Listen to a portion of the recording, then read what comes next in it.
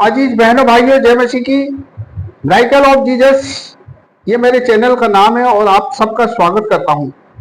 मित्रों, आज मैं आपके सामने एक बहुत ही प्रभावशाली और जीवन में प्रेरणादायक वचन लेके आया हूं, जो कि मत्ती रचित सुसमाचार उसका 21वां अध्याय और 18 से 19वें पद से मैं पढ़ना आरंभ करूंगा। फल रहित अंजीर का पेड़। भोर को जब वो नगर लौट रहा था, यानी खुदावंद यीशु मसीह, तो उसे भूख लगी। सड़क के किनारे अंजीर का एक पेड़ देखकर वो उसके पास गया और पत्तों को छोड़ उसमें कुछ भी ना पाकर उससे कहा, अब से तुझ में फिर कभी फल ना लगे। और देखो, अंजीर का वो पेड़ तुरंत सूख गया और जो साथ में चेले थे वे सब अचंभित हो गए। मित्रों, खुदावंद यीशु मसीह जब पृथ्वी पर थे, वो उस समय का मंजर दिया गया है कि जब वो नगर को यानी यरूशलेम को लौट रहे थे, रास्ते में उन्हें भूख लगी, क्योंकि खुदावंद यीशु मसीह मनुष्य का रूप धारण करके इस पृथ्वी में आए थे। और मनुष्य की प्रवृत्ति है कि उसके तमाम प्रकार की उसके अंदर वो संवेदनाएं जो एक साधारण मनुष्य में थी होती है, वही प्रभु में थी। और प्रभु को उस वक्त जब वो सड़क के किनारे आ रहे थे अपने चेलों के साथ, तो उन्हें भूख लगी और वो उस सड़क के किनारे हरे भरे पेड़, अंजीर का पेड़ था, उसको देखकर उसके पास गए, ये सोचकर कि शायद उसको कुछ फल लगे होंगे और उसको खाकर मैं अपनी भूख मिटाऊं। खुदावंद यीशु मसीह ने उस अंजीर के पेड़ के पास गए और उसको बड़े ध्यान से देखा कि वो बहुत हरा भरा और हष्ट पुष्ट पेड़ था, लेकिन खुदावंद यीशु मसीह ने उसमें देखा कि एक भी फल नहीं लगा था। खुदावंद को बड़ी निराशा हुई, क्योंकि खुदावंद यीशु सोच रहे थे कि उसमें से अंजीर को खाकर अपनी भूख मिटाऊं, लेकिन उसमें एक भी फल नहीं था।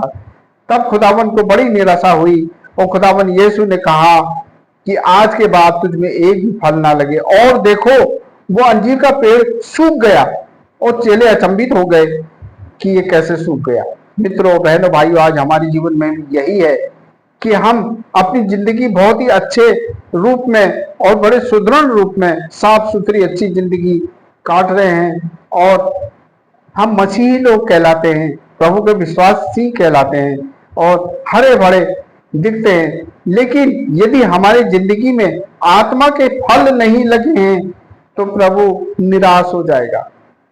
आत्मा के फल धैर्य, कृपा, परोपकारिता और प्रभु की आज्ञाओं को मानना, प्रभु के बताए मार्गों पर चलना, और सबसे बड़ा उसमें विश्वास रखना कि प्रभु हमारा उद्धार करता है।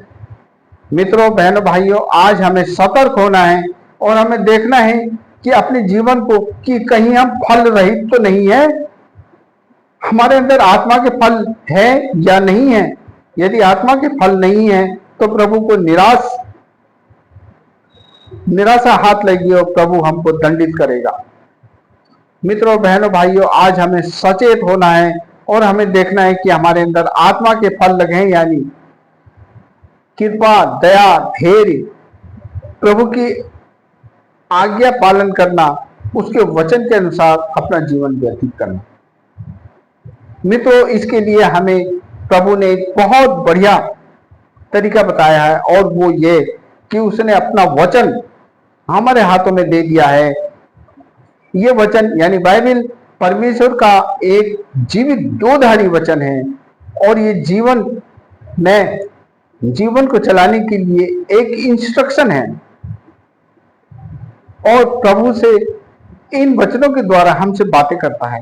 मित्रों, आज हमारा पूर्ण कर्तव्य कि प्रतिदिन परमेश्वर के वचन को पढ़ें, सुबह के टाइम और शाम के टाइम सबसे प्रथम प्राथमिकता प्रभु के वचन को दें, जिससे कि हमारे अंदर वो आत्मिक फल लगेंगे जो प्रभु चाहता है। और जब हम वचन को पढ़ेंगे तो उसमें हमको आज्ञाएं मिलेंगी, उन आज्ञाओं को अपने जीवन में उतारना है, तभी हम सार्थक मसीही लोग कहलाएंगे, वरना इसी तरह जिंदगी चलती रही और एक दिन समाप्त हो जाएगी। मित्रों, हमारी दुआएं, प्रार्थनाएं क्यों नहीं सुनी जाती? इसलिए नहीं सुनी जाती क्योंकि हम उसकी आज्ञाओं के अनुसार फल रहित हैं। हमें फलवान होना है। हमें उस अंजीर के वृक्ष की तरह, जो कि हरा भरा तो था, सुदृढ़ था, काफी बलिष्ठ था, लेकिन उसमें फल नहीं थे, और खुदावन यीशु मसीह ने कहा कि आज के बाद तुझमें एक भी फल ना लगे, और वो सूख गया। मित्रों, हमें प्रभु में फलवान होना चाहिए, फल रहित नहीं बल्कि फलवान होना चाहिए। हमें आत्मा के फल हमारी जिंदगी में दिखाई देनी चाहिए, ताकि प्रभु हमको आशीषित करे। जब हम प्रभु की आज्ञा के अनुसार प्रत्येक दिन प्रभु के वचन यानी परमेश्वर का ये खत है जो हमारे नाम लिखा गया है बाइबल, इसको प्रतिदिन हम पढ़ें, उसके प्रेम को देखें और उसमें लिखित आज्ञाओं को अपनी जिंदगी में लगाएंगे, अपनी इन आज्ञाओं को के द्वारा अपने जीवन को पालन करेंगे, तो प्रभु 100% हमको आशीषित करेगा। क्योंकि वो जानता है कि हमारे जिंदगी में कितनी कमियां परेशानियां हैं, क्योंकि हम मनुष्य के रूप में हैं और हम मनुष्य हैं, और प्रभु मनुष्य बन के पृथ्वी पर आया था और उसने मनुष्य की सारी परेशानियों को महसूस किया। इसलिए आज प्रभु हमको आशीष देना चाहता है, यदि हम उसकी आज्ञा के अनुसार प्रतिदिन प्रभु में बने रहें और प्रभु को भावता हुआ जीवन चढ़ाएंगे, तो वो तुरंत अपने स्वर्गदूत राफेल को आदेशित करेगा और वो हमारी जिंदगी में धन संपदा ऐश्वर्य जरूर भरेगा, और हम संपन्न हो जाएंगे और हमारी हर जरूरतें परेशानियां दूर होंगी।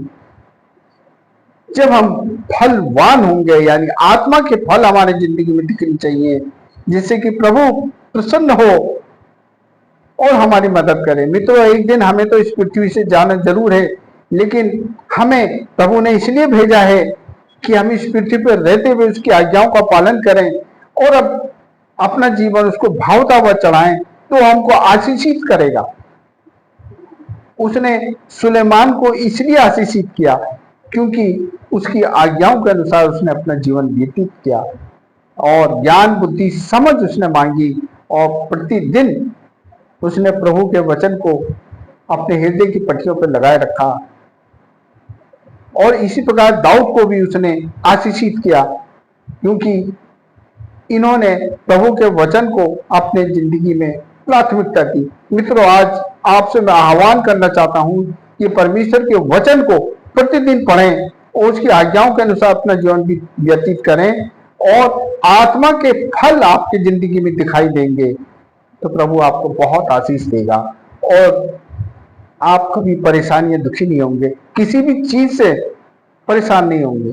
हर चीज में प्रभु की आशीष आप पर होगी। बस आप प्रतिदिन प्रार्थना में रहें, प्रभु के वचन का मनन करते रहें, तो प्रभु आपको आशीषित करेगा और प्रभु आपको बहुत आशीष देगा। मुझे विश्वास है आप आज मत्ती रचित सुसमाचार 21वां अध्याय उसके 18-19 पद को जरूर पढ़ें और अपने जीवन को जांचें और प्रभु से प्रार्थना करें कि आपका जीवन फलवान हो, फल रहित नहीं। प्रभु आपको आशीष देगा। प्रभु का अनुग्रह आपका होता रहे। प्रभु आपके साथ हो। आमीन।